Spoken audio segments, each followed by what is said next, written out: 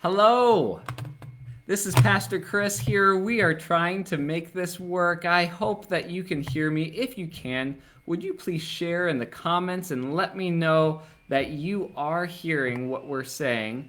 I just don't know 100% whether or not you can hear, so please let me know whether you are hearing our service. Thank you so much for tuning in. Welcome to Grace. We're going to get started with our sermon in just a little bit, and I apologize for our technical difficulties. I'm not quite sure what happened. I just know that things aren't working very well today. So thank you so much for tuning in. I really appreciate it. And we are going to get started in just a little bit. Thank you so much. I'm pulling up the list of names of people who are tuning in so I can say hi to you.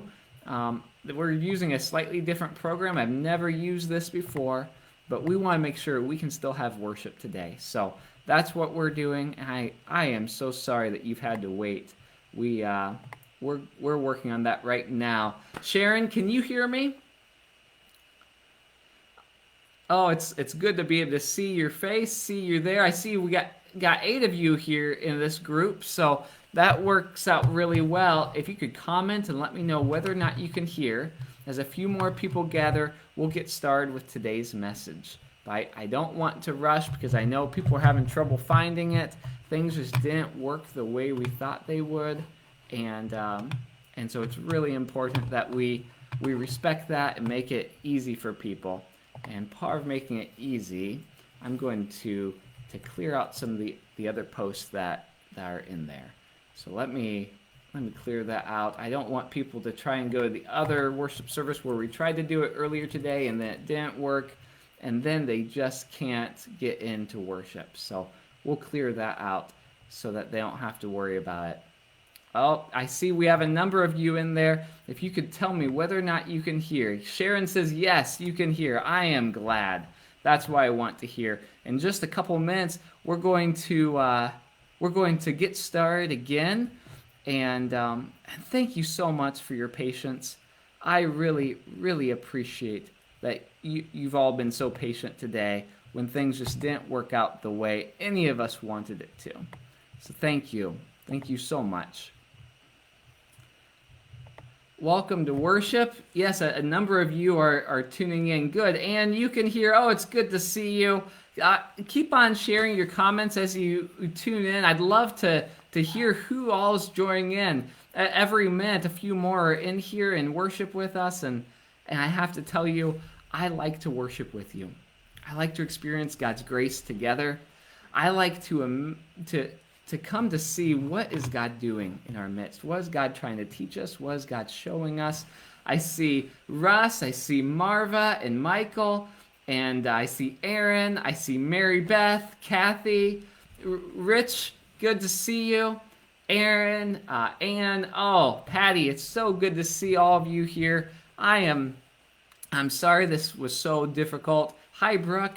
I'm sorry it was a challenge. We're going to get started in just 2 minutes. I'll give people 2 more minutes to tune in because I know it takes a couple minutes. I don't want anyone to miss out. Today's message is really, really important, so I don't want people to miss it. It's the 4th message in our series. We've been in this series, and it's been a challenging series. It's a hard one for me to preach because it's about stuff that I don't like to talk about.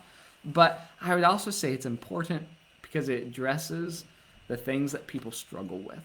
And that's what it's really about. It's about people. As a pastor, that's who I care about. That's why I love seeing your names. I love seeing your faces.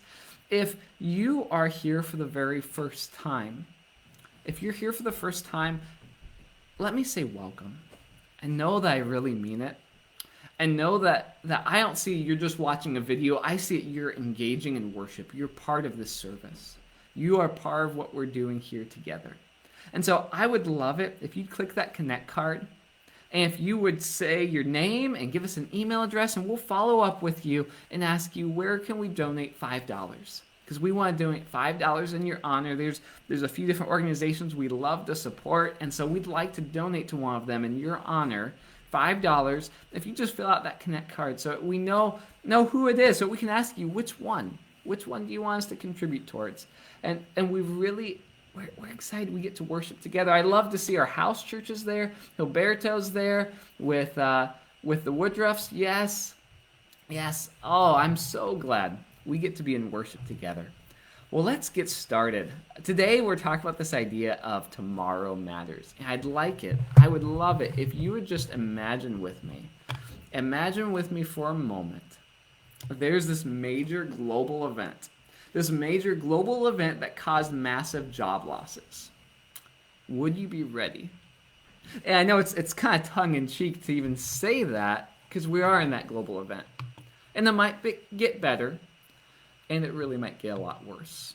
It might be that the worst is still to come. So let's imagine that the job losses that we've seen right now are just the beginning. Let's actually be a little vulnerable here, and let's imagine that you lost your income for the next 6 months.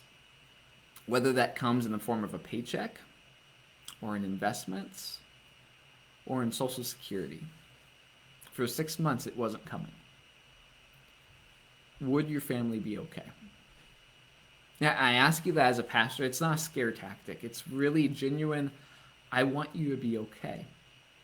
And there's some unpredictable things that happen in this world. So I'm asking, would your family be okay? See, for the last few weeks, we've been talking about 4 things. Less is more, right? Less spending leads to more life, more joy. And we also said stress is bad, especially stress that comes with debt. Stress that comes with debt. And we said that the one who owes money is actually a slave. No one's ever said to me, Pastor, I have so much more joy in my heart now that I have this credit card debt. Oh, since our bills went up, our family just felt more unity. No. So we said less is more, and stress is bad, and giving is good. Because God can do more with my 90% than when I take God's 10%. And we say today that tomorrow matters. And we actually forget that tomorrow matters. How many families living paycheck to paycheck have said these words to me? They came up to me and said, I was able to pay my bills before this thing happened. And they say, I don't have a spending problem, but I need help right now. Often when financial crisis hits, people start calling local churches. So I get to talk with them. And it's a common story. They tell me this. I hear this over and over. They say, I don't qualify for any programs. I'm in financial trouble and I don't qualify for any programs. You know, when you're not in that crisis, you think, hey, there's programs. They can just jump into a program. They often say they don't qualify for the programs and they're telling the truth. I've followed up. I've checked with the programs and no, they don't qualify. This isn't everyone. And I will tell you, there are people that do qualify for those programs and they get the help they need. And it makes a real difference. But often what I hear is, I don't qualify for those programs because even with this crisis, I still earn too much. I earn too much to get my kids on the state insurance plan. I earn too much to get rent assistance or electric or heating assistance. I earn too much to get debt relief services. And we were okay, they say. We were okay until that thing happened. We had enough to pay our bills so long as the paycheck wasn't late. But if it was a week or two late, then we were in trouble. And now, I've heard this story over and over, but now the payday has been delayed. Now I can't work for the next 2 weeks.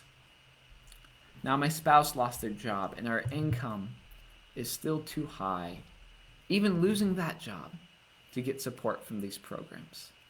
And we still have those bills coming in that we signed up for when we had more money and we were okay, but now we can't pay them. This is a story I hear over and over and over again. And it's a really odd feeling for me to have someone who earns twice my salary come into my office and ask for help paying their bills.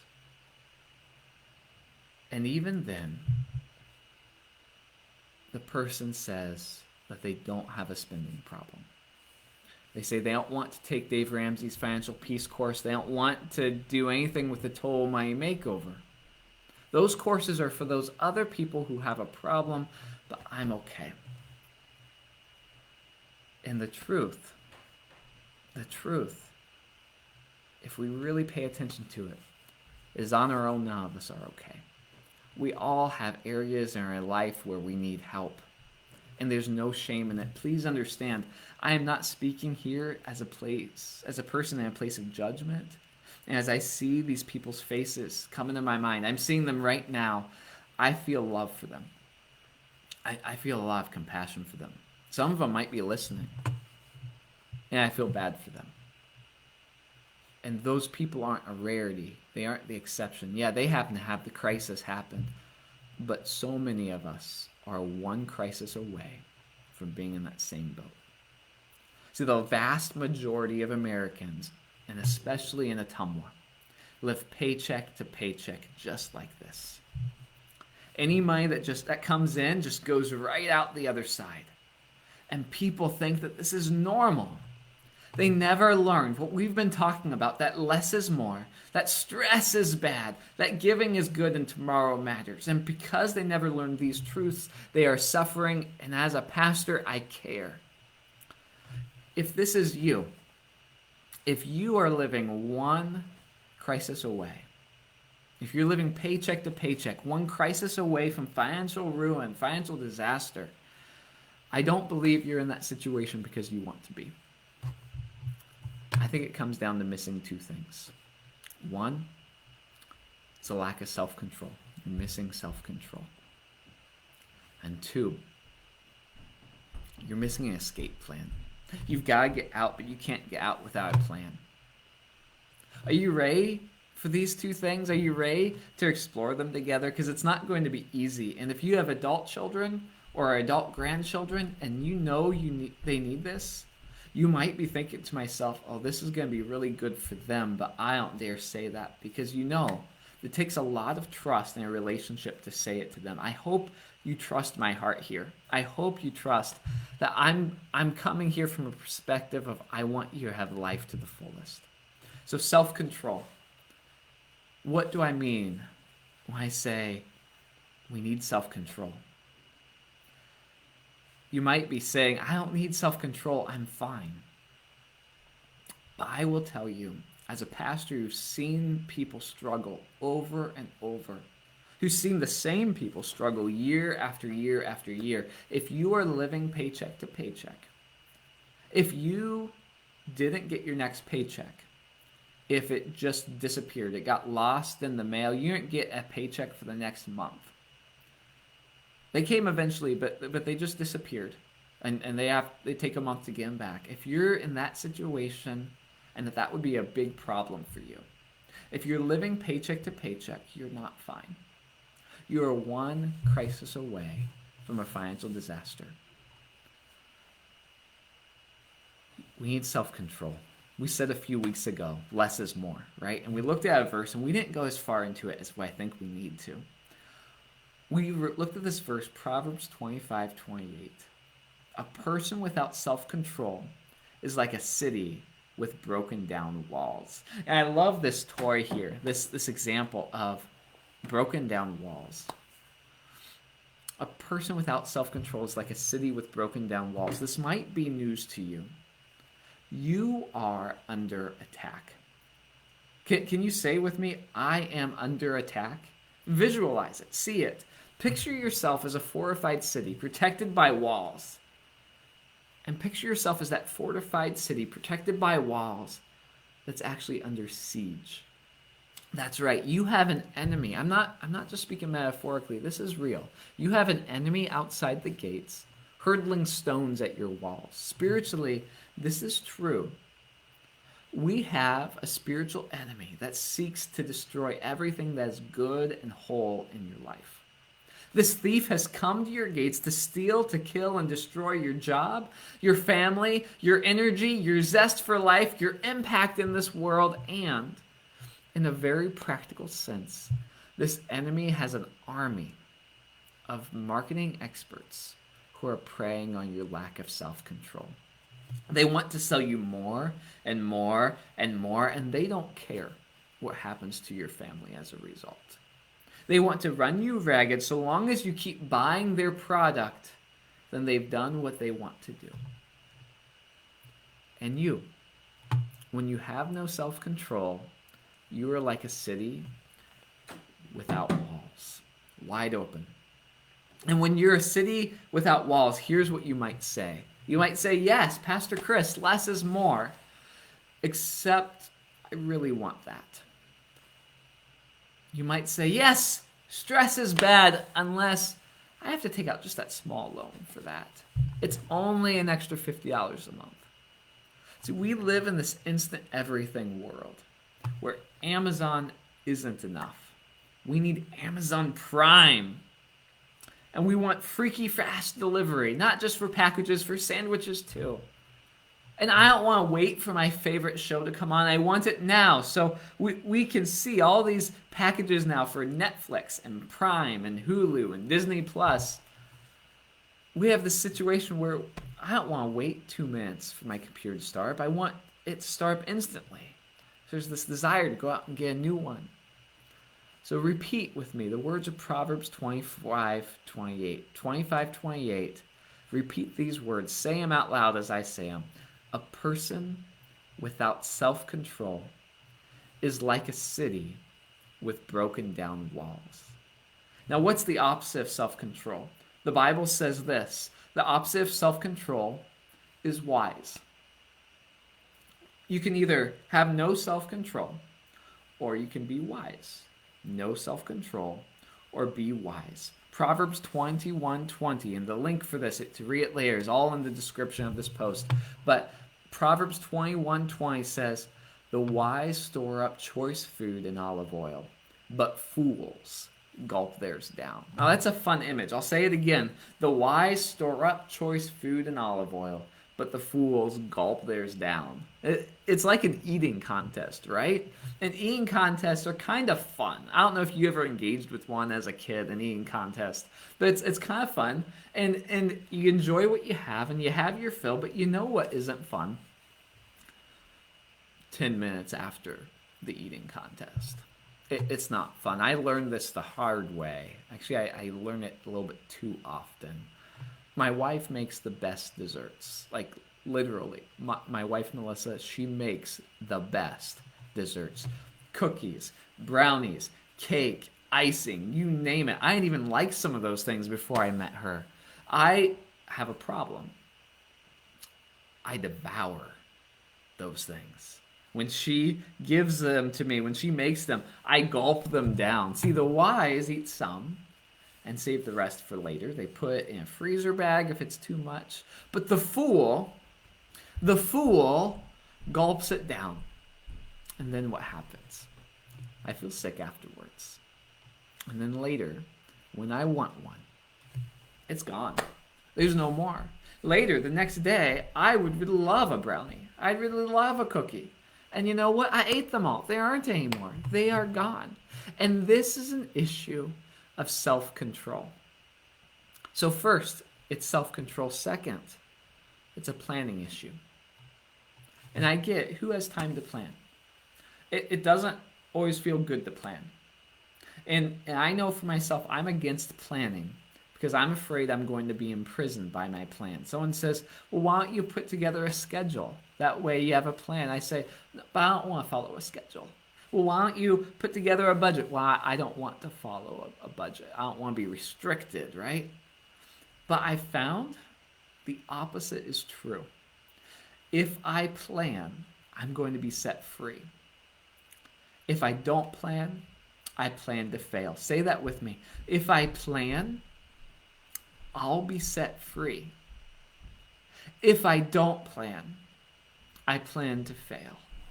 Proverbs 21:5 says it this way, the plans of the diligent lead to profit as surely as haste leads to poverty. So which do you want? Do you want profit or do you want poverty? Profit or poverty? It's your choice, but it comes down to planning. Which is more freeing for you? Are you more free if you have a little extra? Or are you more free if you barely have enough for the day? Which is more free? The key is to make a plan. And I want to be clear here. This isn't about acquiring more and more and more stuff. This isn't about going against everything we said about less is more. Because remember, Jesus' words, your life does not consist of an abundance of stuff. But even as that's true, your life does not consist of an abundance of stuff. There's also the biblical truth that if you plan and you use wisdom, you'll have enough. Enough for you and enough to give, enough to share. Practically, here's what this looks like for my family. Here's what planning looks like. We write a budget. We did this for the first time the year we got married. By the way, that's a hard exercise for newlyweds. We write a budget.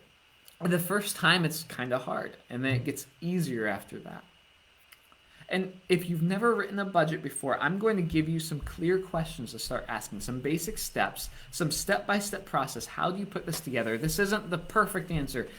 Might not be the best answer. You can Google and you find everyone's opinion. This is a answer. I'm not a financial advisor. I'm a pastor. But what I want for you is that you get a plan that works for you. Here's a plan. Step 1 for budgeting. How much money do I earn in a year? Write it down. Be clear, and then divide that number by 12 to get a monthly budget. It's that simple. Step 2, tell your money where to go. Follow the 70% principle. Did you hear what I said? First, figure out how much you have, and then you tell it where to go, and follow the 70% principle. 70% of your income is for you to live on. It's that simple. 70%, that's for you to live on. Why only 70%? Because you have really big priorities for the other 30%, and those are non-negotiable for you. Because you have big priorities. So 70% is for you to live on. 30% you have big priorities for, so tell your money where to go. Make 3 commitments with that 30%. The first 10% of every dollar you earn goes to your tithe. Why give that 10% to God first? And why is it the first 10%? We said last week, giving is good. That when we give, it's a counter assault on that greed. So we are set free when we give. We're set free from that greed that commands that we get more and more and more.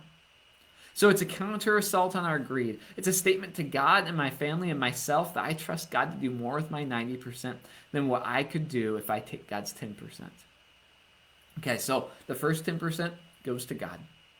The second 10%, where does it go? It goes directly into savings. That's your emergency fund. That's your lost our job fund. That's your saving for the next car fund because you're going to buy it in cash with no debt. Why do you need this? Because your car is going to break down. Because you are going to be hit with a surprise medical bill or a house repair. Because your income might disappear for 6 months.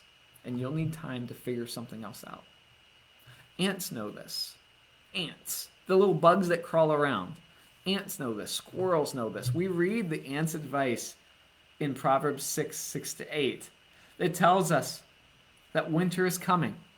So the ants store away food. The squirrel, we know this is true. The squirrel stores away acorns. They commit to saving now so that they can have what they need in the future. Proverbs 6:6-8. It's right there. It's clear. The ants understand it. We see that in the Bible. We know. We watch squirrels do it. Why do we struggle so much? So to recap, first you give 10% to God. Second, you give 10% to your savings. The third 10% goes to paying off your debt because your debt is sucking the joy out of your life. It's destroying the happiness in your family. It's time to say goodbye to life-destroying debt. Wave. Take your hand and wave at it. Say goodbye, life-destroying debt. The third 10% goes to paying off that debt. If you're debt-free, congratulations. That's a big deal. So invest that third 10% because there's 2 ways to earn money in this world. One, you can work to earn money. And the second, your money can work to earn money. It's a lot easier for you if your money works to earn money. The people that had money to invest at the beginning of the pandemic, they were able to get their money to work for them. So get a financial advisor. I'm not a financial advisor. I'm a pastor who shares common sense from Scripture that God gives to us. But your financial advisor will teach you how to make your money work for you. Show your budget to your financial advisor and say, hey, am I on a healthy path? So you're going to write down how much you earn. You're going to tell your money where to go. Why? Because if you don't, someone else will. Make a plan or plan to fail. So tell your money where to go. Give 10% to God. Put 10% in savings. Invest 10% in your future by paying off debt or putting it into some good investments. And then step 3 for your budget. Make a list of every expense that you have and squeeze it into that 70% of your income. Cut whatever you have to make it fit, because you have priorities and you're coming up with your plan rather than let marketers tell you what you should buy. So put your house and rent payment there. Write down your utilities. Separate out your gas, your electric, and your water so that you can then say, hey, this one's too high. Let's dial it back. Let's not use as much. Bring in your electric or your electronic add-ons. All these extra packages you have, your cell phone, your internet, your cable, your dish, Netflix, Hulu, Prime, everyone gets its own line. Insurance, write it down. Medical bills, plan for the worst. Kids' expenses, groceries and supplies, eating out. Yeah, really, write down your budget. How much do you want to eat out together as a family? Date nights, write it down. Plan for it. There's something romantic about saying, I know, budgets don't sound romantic. There's something romantic about saying, my bride is this important to me, so I'm going to plan money, set it aside for taking her out for a nice night out. Vacation. Budget how much you plan to spend on vacation. Giving presents, budget it. Payments, all your other payments. Who's going to struggle with this the most? Who's going to struggle the most with putting together their budget? I'll tell you who. It's not a hard one to figure out. It's the people with car payments and the people with credit card payments. How did we get credit card payments and car payments? We believed the lie that more is more. We believed the lie that stress is good. Like a city with broken down walls, we fell for the sales pitch at the car dealership. Like a city with broken down walls, we were invaded by the marketing experts who came to us on our phones. They came right into our house. We had nothing to stop them. Like a city with broken down walls, we thought we were getting more, but our purchases took more than we got. Unless you're willing to go to war against your car or truck debt and your credit card debt, and never allow another one to break through the walls of your home again, your family will never be free. I don't say that to you because I like to give bad news. I say that to you because I care. Unless you're willing to go to war on your debt and never allow another one to break through your walls again, you're not going to be free. And it's not just your freedom that we're talking about. Your kids are watching you, and they're learning their money habits from you. And they're going to bring those money habits into their marriage, and they're going to share them with their spouse and with your kids, with your grandkids. And if they never see you get set free, then what's going to happen to them? What's going to happen? See, 2 weeks ago, we learned from Proverbs 22:7 that a person who is in debt is a slave to someone else's money. And even if your kids are grown, they're still watching you. So let them see that you can get free. Let them see that you found a better way. Change your family story. Budgeting, I know, is tedious, but puts you in control. So once you have this budget, follow it. Take that control. Seize it. Use the envelope system if you want to, or simply track it and have the family finances conversation every month. Talk about it with your family. In my family, here's what we do. Melissa records every expense for every line. We take every receipt, we take every bank statement, we put everything into an Excel sheet. And then at the end of the month, we say, okay, which lines, we add up which lines were over what we budgeted. How do we get them back under our plan next time? And maybe we have to adjust our plan, change our plan, but how do we make it fit? I share this sermon today because I want the same thing that you want. I want your family to be able to live life to the fullest. I dream of a day that you aren't living paycheck to paycheck. I dream of that for your kids and your grandkids. But you aren't going to get there without a plan. For myself, I'm a big fan of Dave Ramsey's book, Total Money Makeover. I'm going to warn you, he's tough and direct. If you thought I've been harsh over these last 4 weeks, wait until you hear him. But he gives you exactly what you need to make the hard choices to get back on your feet again. And right now, we have a group that's getting ready to start to go through Dave Ramsey's book together. This is your last chance to get in. Make sure, if you want to be free, if you don't want to be free, or maybe you're saying, I already am free, you're out of debt, great, I'm happy for you. But if you're not, if you're stuck with car and truck payments, you're stuck with credit card payments, you're living paycheck to paycheck, if you want to be free, don't take this journey alone. Join the group that's going through the book. Honestly, this stuff is hard. And coming up with a plan is only half the battle. The other half is self-control. It's a hard issue. In our hearts, we have to truly believe that less is more. That we can spend less for more life. That stress is bad. We have to go to war against our debt. That giving is good. That we really want God's blessing. And that God can do more with our 90% than what I can do if I take God's 10%. We really have to believe that tomorrow matters. So I hope today, that you're going to click that Connect card. I hope that you're going to sign up to be part of our group. But even if you don't, please click that Connect card. It's part of being part of the community together. If you haven't watched the virtual tour of our new building, I hope that you'll click that link in the description. Oh, it's pretty exciting. You can also go to our church website to find it. But this is important. Go to graceatumwa.org/forward. What we're talking about here, this idea that less is more and stress is bad and giving is good and tomorrow matters. What we're talking about is something that can actually change your life. That the trajectory of what your family experiences can change. I'm really excited about next week's sermon. I'm not going to let you know quite yet what it is. I'll let you know in this Wednesday's email, but I'm really excited about it. We're going to start a new series going in a slightly different direction, or maybe a significantly different direction, but it has just as much potential to make an impact on your life. And it affects the things that we're going through today. It's really relevant for this time. So I'm excited about it. I hope you'll join me in the Zoom call. I'm about to join that call right now and join that conversation. I hope you can be there as well. But thank you so much for taking this time to be in worship together. Can we say a prayer? During our Zoom call, we'll share prayer requests. We'll share them together, and so you get the chance to share them out loud with one another in the Zoom call. But let's say a prayer right now. Let's pray for the people who are in pain right now, who are struggling.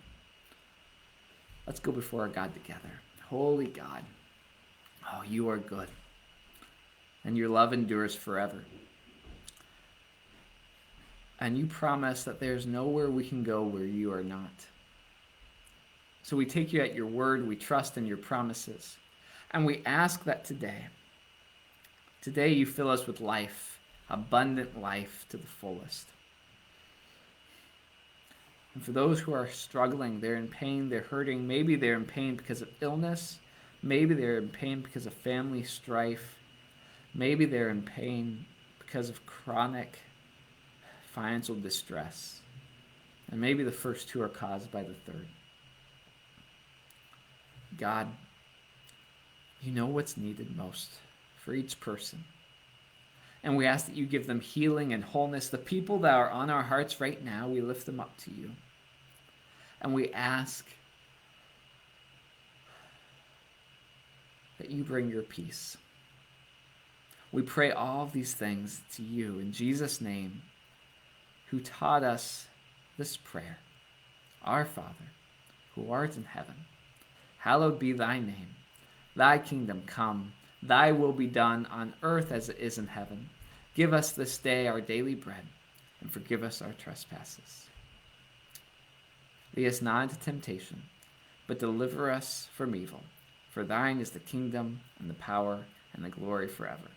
Amen. Thank you so much for being in worship with me today. I'm glad we got to do this together. I know that we had some bugs. We worked them out. I'm grateful for you. And my hope is that you will have life and have it to the fullest.